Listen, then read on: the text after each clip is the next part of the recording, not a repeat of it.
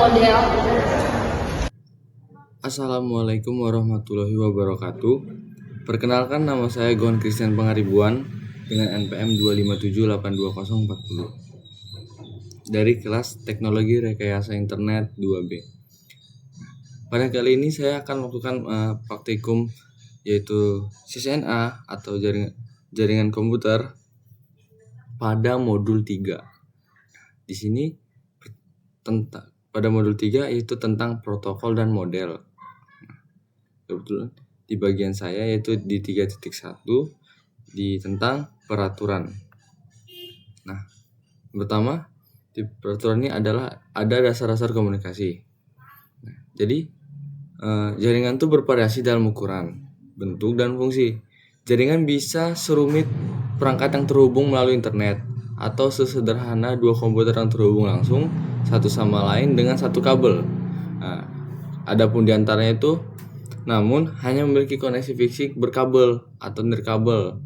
Kalau contohnya itu kayaknya kalau berkabel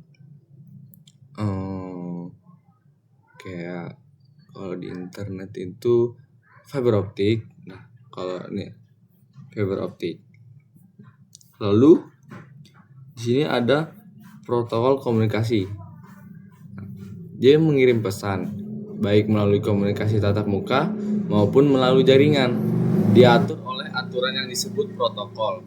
Protokol ini spesifik untuk jenis metode komunikasi yang digunakan.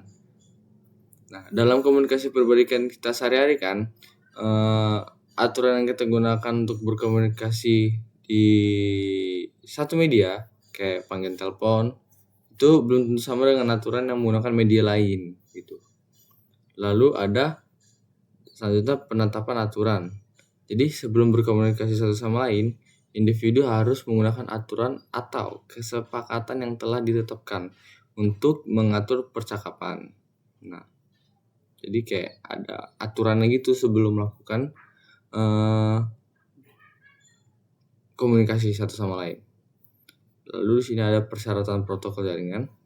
Jadi protokol yang digunakan dalam komunikasi jaringan itu memiliki banyak ciri mendasar yang sama.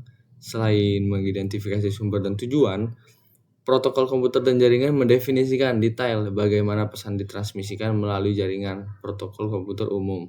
Mencakup persyaratan berikut, yaitu pengkodean pesan, pemformatan dan enkapsulasi pesan, ukuran pesan, pengaturan waktu pesan, opsi pengiriman pesan. Lalu ada pengkodean pesan. Selanjutnya ada pemformatan dan enkapsulasi pesan. Jadi ketika sebuah pesan dikirim dari sumber ke tujuan, pesan tersebut tuh harus menggunakan format atau struktur tertentu. Format pesan bergantung pada jenis pesan dan saluran yang digunakan untuk mengirimkan pesan tersebut. Lalu ada ukuran pesan.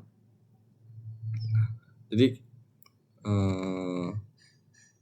analoginya tuh kayak gini.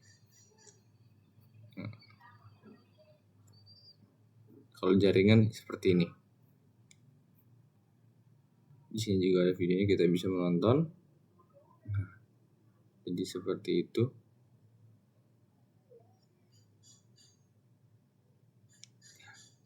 Analoginya seperti itu. Lalu ada pengaturan waktu pesan. Pengaturan waktu pesan juga sangat penting dalam komunikasi jaringan. Ada yaitu dengan kontrol aliran, batas waktu respon, metode akses. Lalu ada opsi pengiriman pesan. Jadi sebuah pesan itu dapat disampaikan dengan berbagai cara. Nah, analoginya seperti ini. Jadi terkadang seorang itu ingin menyampaikan informasi kepada satu individu saja di lain waktu. Orang tersebut mungkin perlu mengirimkan informasi kepada sekelompok orang sekaligus atau bahkan kepada semua orang di wilayah yang sama. Nah, lalu di sini ada analogi jaringannya. Jadi cukup sekian dari presentasi saya di tentang pengaturan. Selanjutnya akan dijelaskan oleh selanjutnya di 3.2 yaitu protokol. Oke, tadi Gohan udah jelasin soal aturan dasar atau rules dalam pengantar jaringan ataupun dalam komunikasi. Nah, sekarang pertanyaannya gimana aturan itu diterapin di perangkat kita? Disinilah kita butuh yang namanya protokol. Kasarnya tuh gini, kalau rules itu teorinya, protokol itu tuh adalah wujud nyata atau bahasa yang dipakai komputer itu tuh buat ngobrolnya gitu loh. Nah, di sini kita lihat di 3.2.1 Network Protocol Overview. Pada di situ jelasin kalau protokol itu punya banyak tipe sesuai job desk-nya masing-masing. Nah, di sini ada Network Communication Protocols. Ini nih protokolnya itu standar biar perangkat bisa saling nyapa. Contohnya ada IP, TCP, dan HTTP. Lanjut ada Network Security Protocol. Sesuai namanya, ini buat keamanan kayak enskripsi data. Contohnya ada SSH atau TLS biar data kita tuh nggak dicolong di tengah jalan. Lanjut ada Routing Protocols. Ini tugasnya kayak Google Maps. Ini tugasnya tuh kayak Google Maps-nya data. Dia nyari rute terbaik biar paket data sampai ke tujuan awal router. Contohnya tuh seperti OSPF atau BGP. Nah, yang terakhir di sini ada Service Discovery Protocol. Ini yang bikin kita hidup simple. Contohnya DHCP yang otomatis kasih kita IP. Jadi kita tuh nggak perlu lagi repot-repot setting manual tiap mau connect wifi gitu. Nah, lanjut di sini ada di dalam 3.2.2 Network Protocol Functions. Ini nih fungsinya tuh ngapain aja sih? Pas komputer di gambar ini, pas komputer mau kirim data, dia tuh butuh namanya addressing, bisa disebut tuh alamat. Jadi kita tuh pasti kalau mau kirim tuh pasti mau ngirim butuh alamat loh biar tahu tujuannya tuh mau kemana sih. Ada juga reliability. Nah, ada reliability tuh yang tugasnya tuh mastiin kalau ada data yang nyasar ataupun hilang, datanya tuh bakal dikirim ulang gitu. Dan yang gak kalah penting itu ada sequencing. Jadi datanya itu dikirim gak gelondongan tapi dipotong kecil-kecil. Nah, protokol inilah yang kasih nomor urut biar pas sampai di tujuan datanya tuh bisa disusun lagi dengan benar. Gitu. Nah, di sini lanjut yang terakhir 3.2.3. Di sini ada protokol interaction. Kita bisa lihat gimana protokol ini kerjanya tuh barengan. Mereka itu kerja dalam satu stack atau tumpukan gitu. Kita lihat yang pertama ada HTTP, itu untuk ngurusin tampilan webnya. Kemudian ada TCP yang ngatur alur pengirimannya. Nah, yang IP ini yang jadi kurirnya buat nentuin alamatnya, dan internet yang nganterin datanya lewat kabel ataupun udara. Jadi, di setiap klik enter di browser, sebenarnya semua protokol ini lagi sibuk kerja sama biar kita bisa lihat halaman webnya dengan lancar. Jadi gitu ya, protokol itu intinya aturan main biar semua perangkat di jaringan kita tuh bisa sinkron. Saya kira itu udah cukup karena yang 3.24 ini kayak kuis dan aku sudah mengerjakannya. Saya rasa cukup sampai sini, akan dilanjutkan oleh teman saya.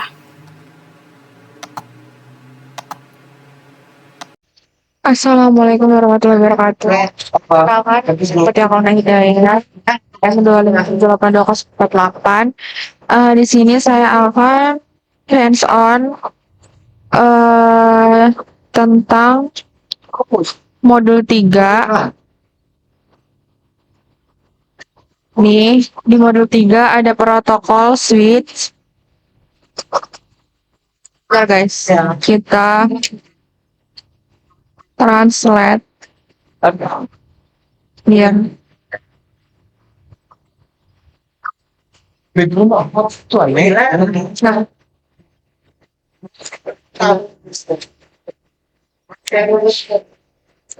nah,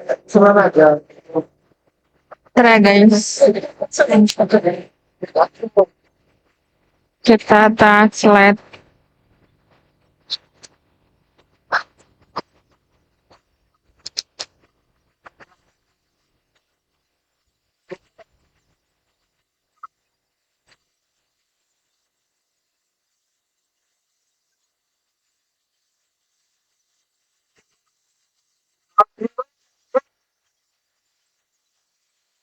Nah,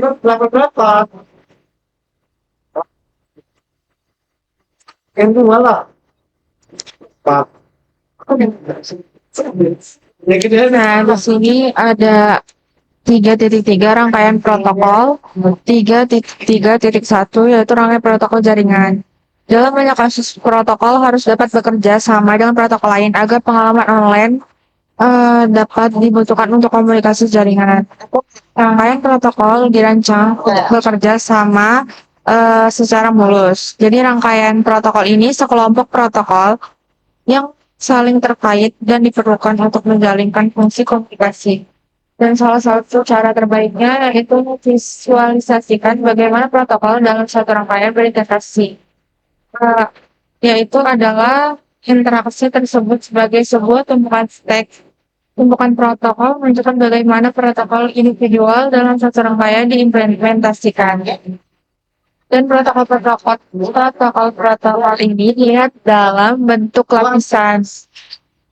Dan di sini ada lapisan bawah, yaitu tumpukan berkaitan dengan memindahkan data untuk melalui jaringan dan menyediakan layanan ke lapisan atas yang berfokus pada isi pesan yang dikirim. Seperti yang diilustrasikan pada gambar yang ini protokol percakapan dan lapisan fisik dan ini lapisan aturan ini.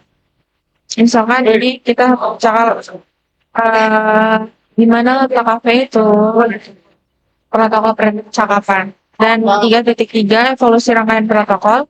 Rangkaian protokol adalah sekumpulan protokol yang bekerja sama untuk menyediakan layanan komunikasi. Jaringan yang komprehensif sejak tahun 1970-an. Dan selama evolusi komunikasi jaringan dan internet ini, terdapat rangkaian protokol yang saling terkait seperti yang ditunjukkan di gambar ini, aplikasi HTTP, DNS, DHCP, FTP, ini APP, mengangkut HTTP, UDP, NET, ini IPF4, IPF6.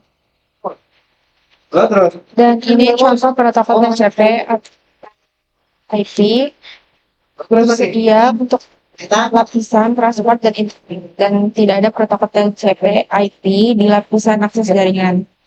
Yang gambar tersebut menunjukkan contoh 3 protokol TCP IP yang digunakan untuk mengirim paket antar browser, web host, dan server web. Ini contohnya seperti ini. Dan 3.4 rangkaian protokol TCP IP. Saat ini rangkaian protokol ini cukup banyak protokol dan terus berkembang mendukung layanan baru. Dan lapisan aplikasinya ada sistem penanganan, konfigurasi host, email, transfer berkas, web, dan layanan web. Dan 3.3.5 yaitu proses komunikasi TCP IP. Animasi pada gambar menunjukkan proses komunikasi lengkap menggunakan contoh server web yang mengirimkan data klien. Nah, seperti ini data pengguna, data TCP, segmen TCP, paket IP, Ethernet, dan kemudian dan sepertinya sudah selesai. Baik, jadi di sini saya akan menjelaskan atau melanjutkan penjelasan dari teman saya, yang dimana di sini saya akan menjelaskan pada 3.4, yaitu tentang organisasi standar atau organisasi standar jaringan. Di sini yang pertama standar terbuka, yaitu dengan konsep open standard atau standar terbuka itu, yang dimana sama seperti ban mobil. Istilahnya itu sama seperti ban mobil yang bisa dipakai di merek mobil apapun karena ukurannya yang standar.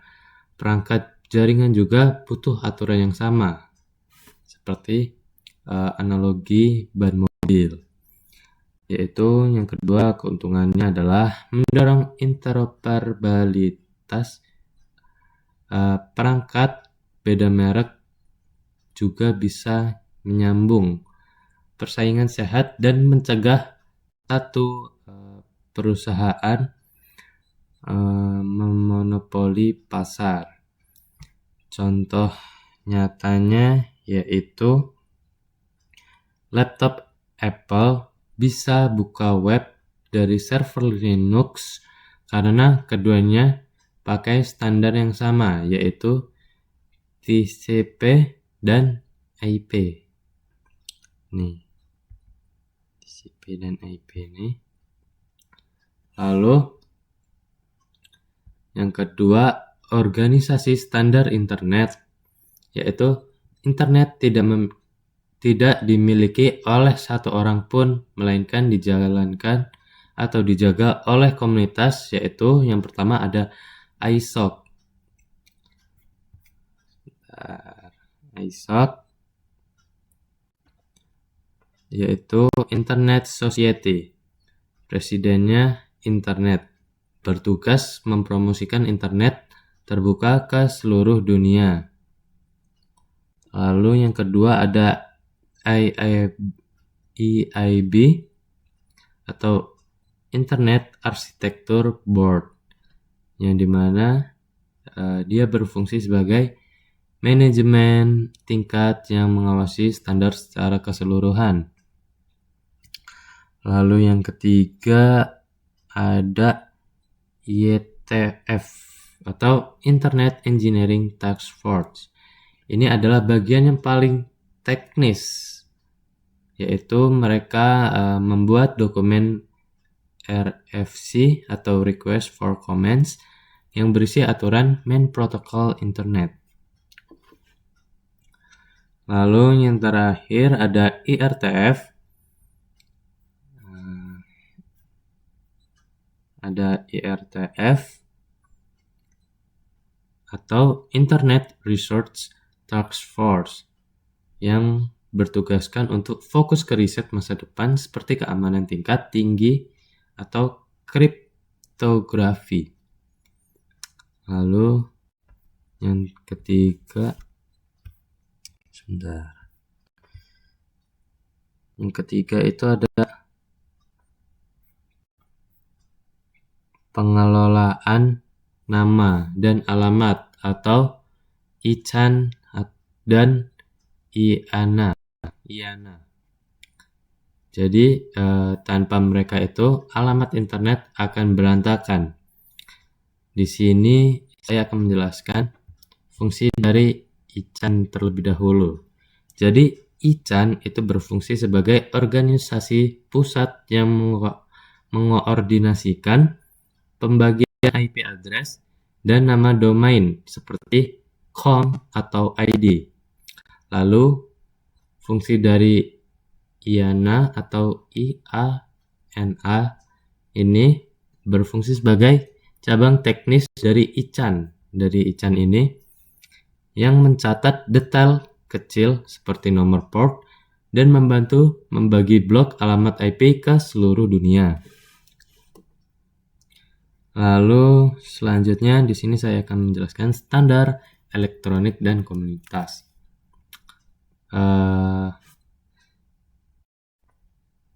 Jadi standar elektronik dan komunitas ini fungsinya untuk mengatur kabel dan sinyal.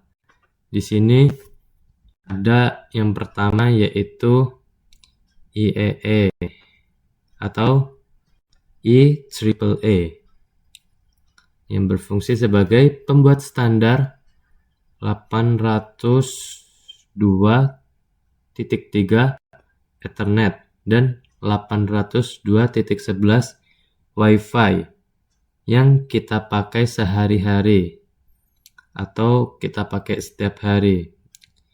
Ini nih kayak semacam internet ya atau wifi. Contohnya itu ada Biznet, ada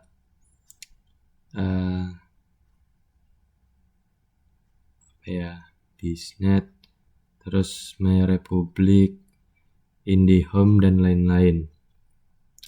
Lalu yang kedua ada TIA atau EIA, Electronic Industry Alliance, dan Asosiasi Industri Telekomunikasi, yaitu berfokus pada infrastruktur seperti standar perkabelan atau kabelan dan desain rak server. Jadi kedua ini, EIA dan TIA ini sama saja fungsinya, yaitu tentang standar perkabelan LAN yang didesain untuk rak server. Lalu yang terakhir ada Uni Telekomunikasi Internasional Sektor Standarisasi Telekomunikasi atau disingkat YITUST, yaitu yang berfungsi mengatur standar komunikasi jarak jauh seperti koneksi internet, broadband atau disingkat dengan DSL, dan kompresi video. Mungkin sekian dari saya, akan dilanjutkan teman saya.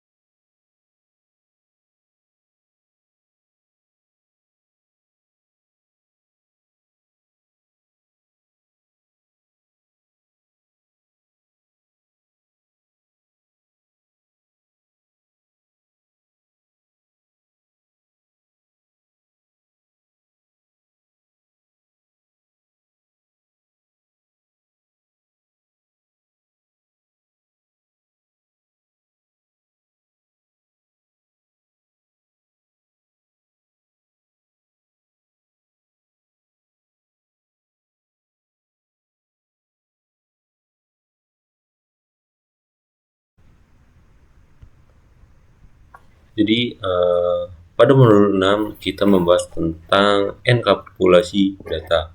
Apa sih enkapsulasi data? Kita masuk ke dalam 3.6.1, kita masuk ke segmentasi pesan.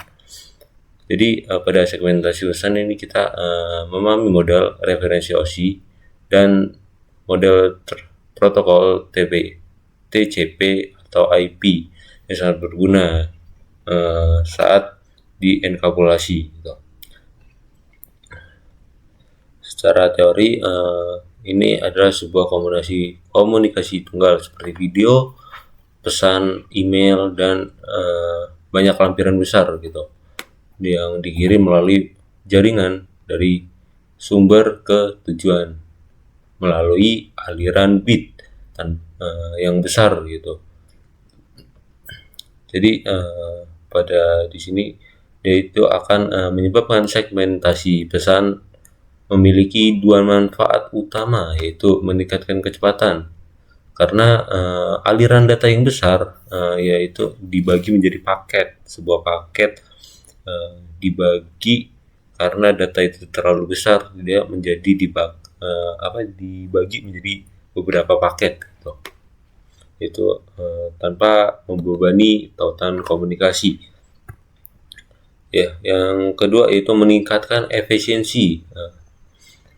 Jika satu segmen gagal mencapai tujuan karena kegagalan jaringan atau kemacetan jaringan, hanya segmen tersebut yang perlu dikirim ulang, bukan mengirim ulang seluruh aliran data. Jika berarti kan kita mempunyai nih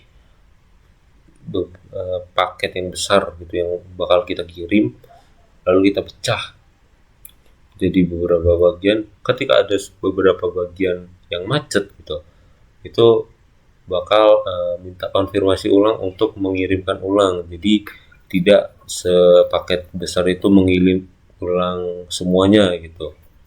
Jadi itu sangat efisiensi untuk mengirimkan datanya gitu.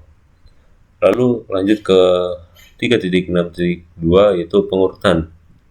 Jadi paket-paket tersebut kan dia skala besar gitu kan. Lalu kita pecah menjadi beberapa bagian. Nah, di dalam beberapa bagian itu kita harus seperti di contoh di sini, yaitu kan kita mau mengirim surat 100 halaman nih. Itu kan terlalu besar gitu. Jadi di sini dibutuhkan 100 amplop untuk mengirim per 100 per halaman gitu. Jadi biar memudahkan, dari 100 halaman ini di dalam 100 amplop kita memberi nomor tiap halaman atau tiap amplopnya yang kita masukkan gitu. Lalu masuk ke dalam 3.6.3 itu yaitu unit data protokol. Saat aplikasi diteruskan melalui tumpukan protokol dalam perjalanan untuk ditransmisikan melalui media jaringan, yaitu kita inilah yang dikenal sebagai proses enkapsulasinya. Itu bentuk data terdapat pada lapisan disebut unit data protokol atau PDU. Selama enkapsulasi, setiap lapisan berikut akan mengenkapsulasi PDU yang diterima lapisan.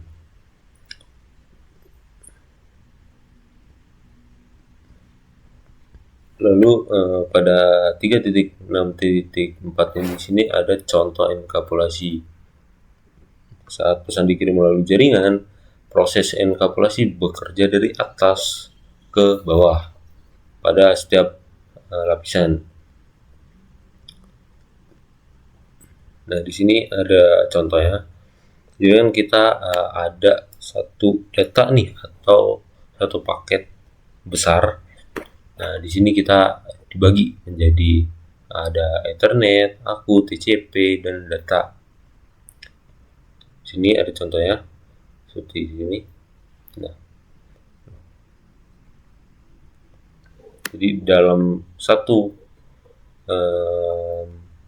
paket besar gitu. Nah, kita dibagi menjadi beberapa bagian, lalu kita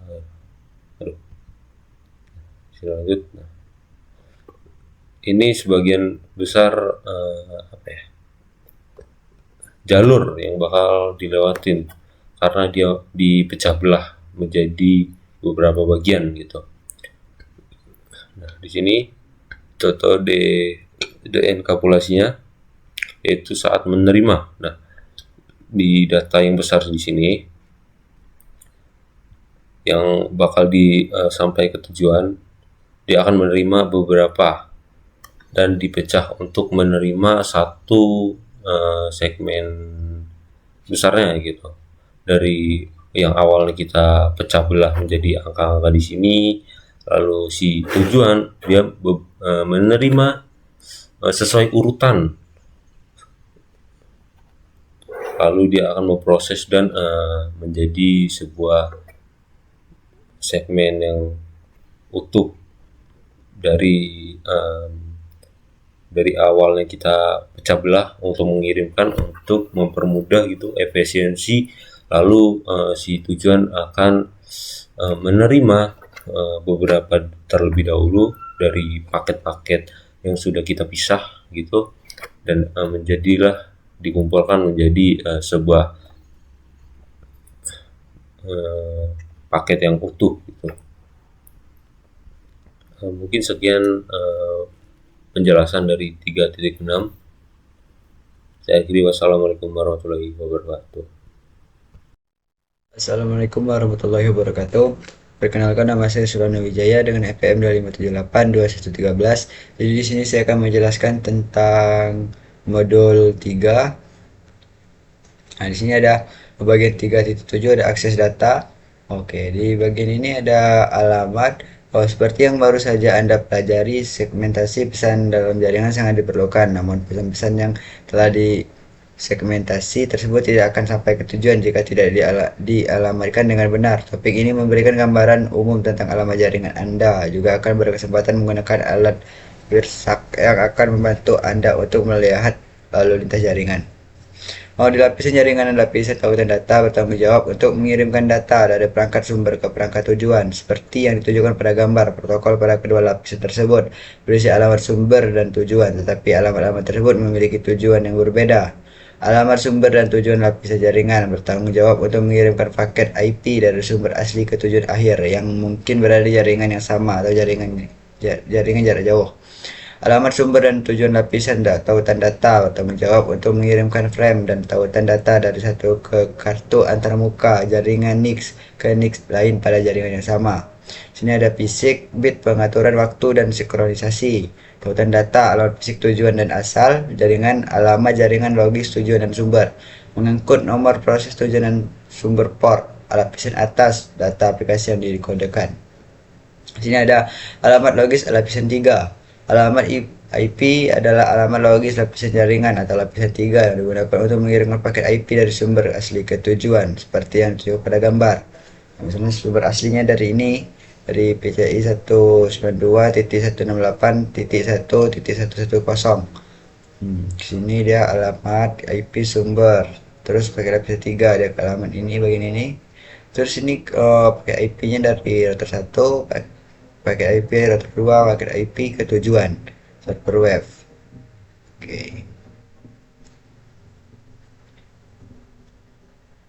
Oke, setelah itu pakai IP tersebut berisi dua alamat IP sumber, alamat IP perangkat pengirim yang merupakan sumber asli paket tersebut. Alamat IP tujuan, alamat IP perangkat penerima yang merupakan tujuan akhir paket. Alamat IP menunjukkan alamat IP sumber asli dan alamat IP tujuan akhir. Hal ini berlaku baik sumber dan tujuan berada di jaringan IP yang sama maupun jaringan yang berbeda.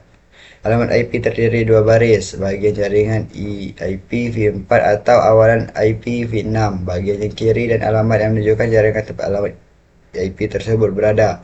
Semua perangkat pada bagian jaringan yang sama akan memiliki bagian jaringan alamat yang sama. Bagian host IP v4 atau ID antarmuka IP v6, bagian alamat yang tersisa mengidentifikasi perangkat tertentu. jaringan. Bagian ini unik untuk setiap perangkat atau antarmuka jaringan. Subnet mask IP v4 atau prefix like IP v6 digunakan untuk mengidentifikasi bagian jaringan alamat IP di bagian host. Oke, lanjut ke perangkat pada jaringan sama. Di sini adalah contoh kita memiliki komputer klien VC1 yang berkomunikasi dengan server VTV pada jaringan IP yang sama. Alamat IP v4 sumber, alamat IP dari perangkat pengirim komputer klien VC1 192.168.1.110. Alamat IP v4 tujuan, alamat IP v4 perangkat penerima server VTV 192.168.1.9. Oke, sini perhatikan pada gambar bahwa bagi jaringan alamat IP4 sumber dan bagian jaringan dari alamat IP4 tujuan yang sama. Ini ada gambarnya, header bingkai internet dan tautan data, tujuan sumber. Header pakai IP lapisan jaringan, sumber tujuan data. Sini ada jaringan, tujuan rumah, jaringan tuan rumah. Oke, sini ada bagi-baginya. Lanjut, peran alamat tautan data jaringan IP yang sama. Ketika pengirim penerima paket IP berada di jaringan yang sama, frame data link dikirim langsung ke perangkat penerima pada jaringan internet. Alamat data link dikenal sebagai alamat internet media akses kontrol MAC, seperti yang ditunjukkan pada gambar. Header bingkai internet tautan data, tujuan sumber. Header paket IP lapisan jaringan, sumber tujuan data. Ini ada ininya.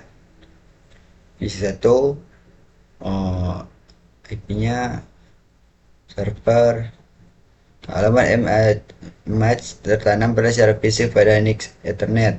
Alamat match sumber ini adalah alamat tautan data atau alamat baca internet dari perangkat yang mengirimkan frame tautan data dengan paket IP yang dienkapsulasi. Alamat MAC dari NIC Internet VC1 adalah AA yang dituliskan dalam notasi hexadesimal.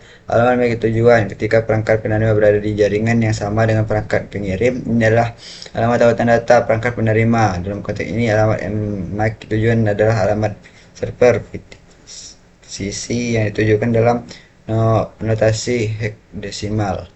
Frame yang berisi paket IP terevaluasi kini dapat dikirimkan dari VC1 langsung ke server VTV. Sebenarnya perangkat pada jaringan jarak jauh. Namun apa peran alamat lapisan jaringan dan alamat lapisan tautan ketika sebuah perangkat berkomunikasi dengan perangkat lain di jaringan jarak jauh? Dalam contoh ini kita memiliki komputer dan PC1 yang berkomunikasi dengan server bernama web server di jaringan IP yang berbeda. Oke, di sini ada peran alamat lapisan jaringan. Ketika pengiriman paket berada di jaringan yang berbeda dengan penerima, alamat IP sumber dan tujuan akan mewakili host jaringan yang berbeda. Hal ini akan digunakan oleh bagian jaringan dan alamat IP host tujuan. Alamat IPv4 sumber, alamat IPv4 dari perangkat pengirim komputer klien VC1 92.168.1.110. Alamat IPv4 tujuan, alamat IPv4 perangkat penerima server web 172.16.1.199. Perhatikan pada gambar bahwa bagian jaringan dari alamat IPv4 sumber dan alamat IPv4 tujuan berada pada jaringan berbeda. Ini ada header bingkai internet atau tautan data, tujuan sumber, header IP lapisan jaringan, ada sumber tujuan data. Sini V1, 1 atau 2 server web. Oke, ada gambar.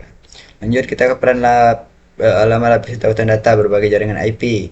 Ketika pengirim dan penerima paket IP berada di jaringan yang berbeda, frame dan link Ethernet tidak dapat dikirim langsung ke host tujuan. Karena host tersebut tidak dapat dijangkau langsung di jaringan pengirim, frame Ethernet harus dikirim ke perangkat lain yang dikenal sebagai router dan default gateway.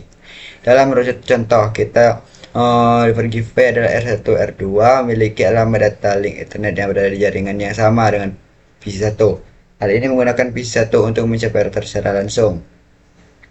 Alamat match sumber, alamat internet dari perangkat pengirim PC1, alamat match antarmuka internet PC1 adalah AA. Alamat MAC tujuan ketika perangkat penerima yaitu alamat IP tujuan berada di jaringan yang berbeda dengan perangkat pengirim. Perangkat pengirim menggunakan alamat match internet dan gateway atau router dengan default. Dalam contoh ini, alamat match adalah alamat match adalah antarmuka internet R1 11 ini adalah antarmuka yang terhubung ke jaringan yang sama dengan P1 seperti yang terjadi pada gambar. Header bingkai internet tautan data, ada tujuan sumber, header paket IP lapis jaringan, sumber tujuan data. Sini ada P1, router 2, server web. Oke, di situ ada frame internet yang berisi paket IP terpopulasi kini dapat dikirimkan ke R1 R2 meneruskan paket tersebut ke tujuan yaitu server web. Ini dapat berarti bahwa R1 meneruskan paket tersebut ke router lain atau langsung ke server jika tujuan dari jaringan terhubung R1. Penting untuk mengonfigurasi alamat IP gateway default pada setiap host di jaringan lokal. Semua paket tujuan yang di jaringan jarak jauh dikirim ke gateway atau default alamat internet atau gateway dapat dibahas lebih detail di model lain. Alamat tautan data. Alamat fisik layer 2 tautan data memiliki peran yang berbeda. Tujuan dari alamat tautan data adalah untuk mengirimkan frame tautan dari satu antarmuka jaringan ke antarmuka jaringan lain pada jaringan yang sama. Sebelum paket IP dapat dikirim melalui jaringan kabel dan kabel, paket tersebut harus dikonfigurasi dalam bingkai tautan data sehingga dapat ditransmisikan melalui media fisik. Klik step tombol untuk menginstalasi. Oke, di sini ada host router, sini ada ini ada contoh gambarnya. Sini ada router ke router, ada router ke server. Bedanya, oke. Saat paket IP bergerak ke host ke router, router ke router, dan akhirnya router ke host. Di setiap titik sepanjang perjalanan IP dieksploitasi dalam frame tautan data baru. Setiap frame dan tautan data berisi alamat tautan data sumber dari kartu Unix yang mengirimkan frame dan alamat tautan data ke tujuan dan kartu Unix yang menerima frame. Protokol layer 2 yaitu protokol tautan data hanya digunakan untuk mengirimkan paket dari NIC ke NIC pada jaringan yang sama.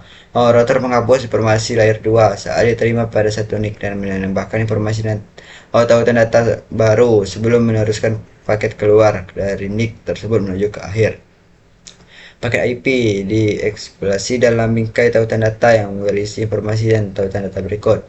Alamat tautan data sumber, alamat fisik NIC yang mengirimkan frame tautan data. Alamat tautan data tujuan, alamat fisik NIC yang menerima frame tautan data. Alamat ini bisa berupa router, host, berikutnya alamat perangkat tujuan akhir. Di sini dalam install WiresHack. WiresHack adalah perangkat lunak penganalisis protokol dan aplikasi packet sniffer yang digunakan untuk pemecahan masalah jaringan, analisis, pengembangan perangkat lunak dan protokol serta pendidikan. WiresHack digunakan sepanjang kursus untuk mendokumentasikan konsep jaringan dalam lab ini. Waduh. Oke, kita coba. Oke, di sini ada install WiresHack. Ini cara langkah-langkahnya. Background sekarang new. Ada request interaction, ada step-stepnya, cara menginstalnya. Oke. Cara penginstal. Maaf.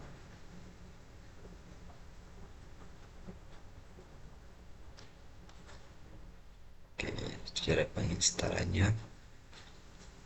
Sini ada lab grafik. Oke, coba sini.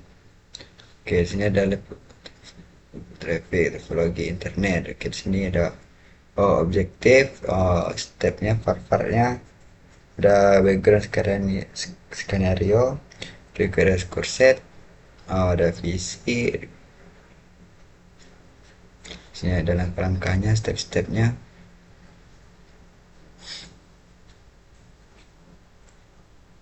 Oke, step-step.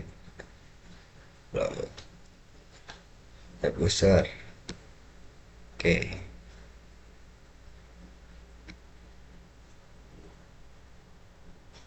Oke. Cukup sekian penjelasan dari saya. Saya akhiri.